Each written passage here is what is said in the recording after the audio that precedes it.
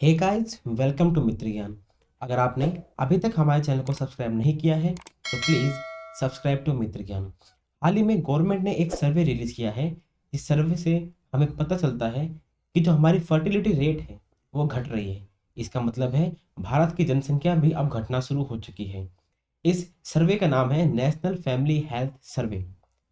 इसकी शुरुआत 1992 में हुई थी, जब इन्होंने अपना फर्स्ट सर्वे रिलीज किया था। उसके बाद सेकंड सर्वे 1998 से 1999 में इन्होंने पब्लिश किया। थर्ड सर्वे 2005 और 6 में हुआ था। फोर्थ सर्वे 2015 और 16 में हुआ था। और ये लेटेस्ट सर्वे यानी नेशनल फैमिली हेल्थ सर्वे 5 2019 से 21 में हुआ है। सबसे पहले बात करते हैं कि टोटल फर्टिलिटी रेट क्या होता है। इसकी शॉर्ट फॉर्म TFR होती है। इसको हिंदी में प्रजनन दर कहते हैं।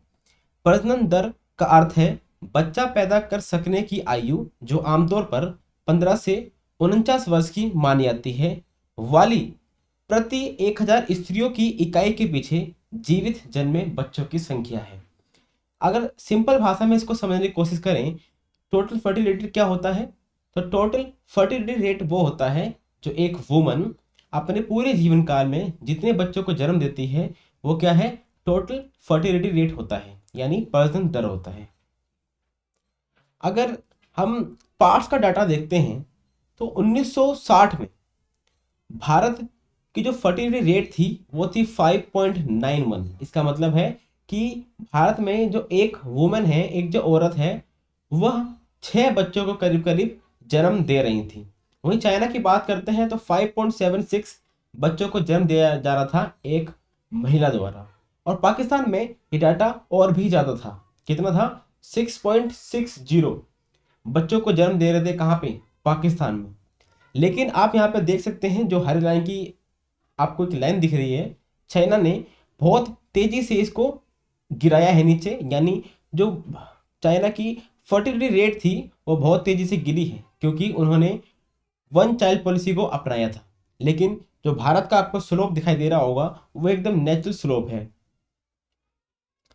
इस समय पूरे वर्ल्ड में सबसे ज़्यादा जो पॉपुलेशन है वो कहाँ की है? वो है चाइना की।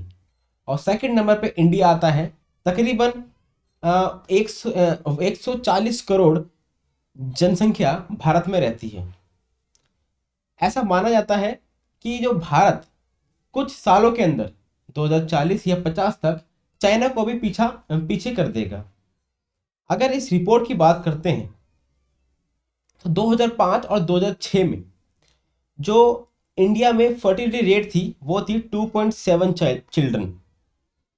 यानी एक महिला अपने पूरे लाइफ टाइम में 2.7 चिल्ड्रन को क्या क्या करती थी? जन्म देती थी। उसके बाद 2015 और 16 में जब सर्वे हुआ, फोर्थ सर्वे, तो ये डाटा क्या हो गया? गिर गया। सिर्फ 2.2% रह गया।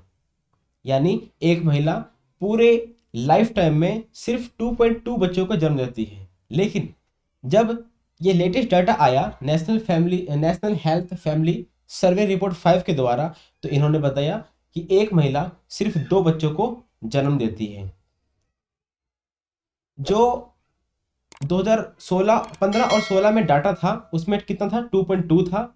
और जो इस समय ऑल इंडिया का लेवल हैगा वो हो गया है 2.0। जो किसके द्वारा हुआ है?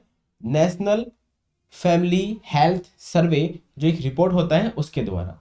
ये रिलीज किसके द्वारा किया जाता है? तो इसको रिलीज किया जाता है यूनियन हेल्थ मिनिस्ट्री के द्वारा। यूनाइटेड नेशंस पॉपुलेशन डिवीजन के हिसाब से अगर किसी कंट्री में फर्टिलिटी रेट 2.1 या उससे कम है तो उसको माना जाता है कि वो अपने आप को भी रिप्लेस नहीं कर पा रही है। जो वहाँ की जो जनरेशन है वो अपने आप को भी रिप्लेस नहीं कर पा रही है। इसका मतलब है कि जो वहाँ की पॉपुलेशन होगी वो क्या होगी? घटने लगेगी।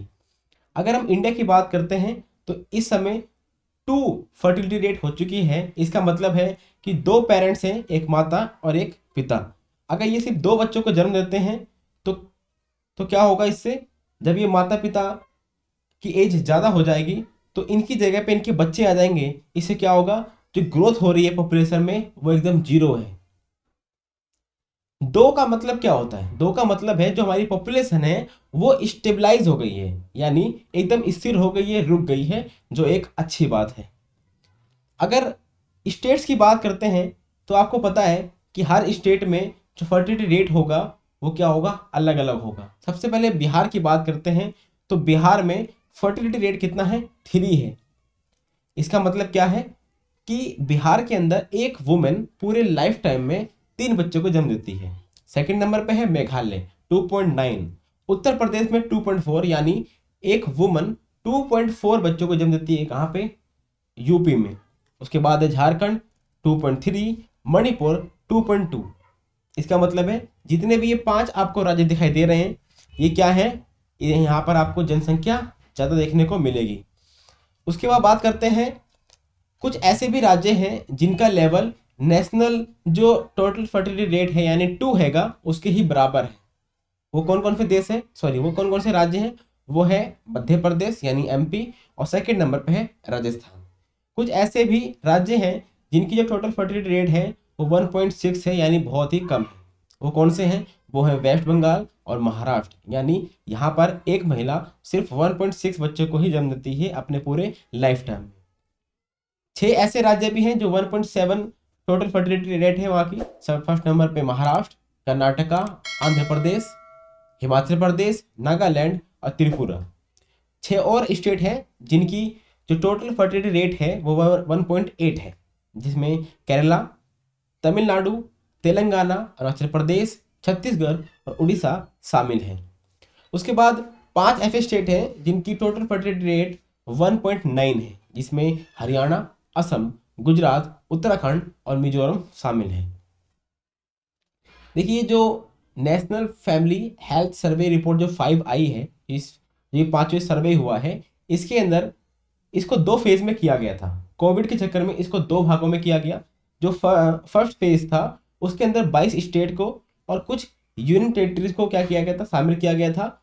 और लास्ट दिसंबर में यानी पिछले साल 2020 में ही इसके फर्स्ट फेज के डाटा को रिलीज कर दिया गया था। और जो सेकंड फेज था उसके डाटा को अब रिलीज किया गया है, जिसके अंदर 14 स्टेट और कुछ यूनियन टेरिटरीज को शामिल किया गया है। देखिए ऐसा इस सर्वे ने बताया है कि इतना हमने इंक्रीज क्यों किया है। 2015 और 2016 के अंदर हम 47.8% कॉन्ट्रासेप्टिव का यूज करते थे, लेकिन उस यूज को हमने बढ़ा के 15.6.5% कर दिया है। ठीक है। और कॉन्डम्स की बात करें तो कॉन्डम में भी ज़्यादा बढ़ोतरी देखी गई है। 2015 और 16 में 5.6% डाटा था जो बढ़ के 9.5% हो गया है। यानी जो भी कॉन्ट्रासेप्टिव मेथड होता है जो आप यहाँ पर स्क्रीन पर देख पा रहे होंगे, इनका यूज क्या हो गया है, ज़्यादा हो गया है। हालांकि 2015-16 में 36% के मुकाबले महिला नसबंदी की गति बढ़कर 38% हो गई है, फिर भी ऐसा हमें देखने को मिला है। तो आई होप आपको समझ में आ गया होगा कि टोटल फर्टिलिटी रेट क्या होता है, नेशनल फैमिली सर्वे हेल्थ सर्वे रिपोर्ट ने क्या क्या बताया है, ये कब कब होते हैं। आई होप आपको सब कुछ समझ में आ गया होगा। Thank you very much for discussion.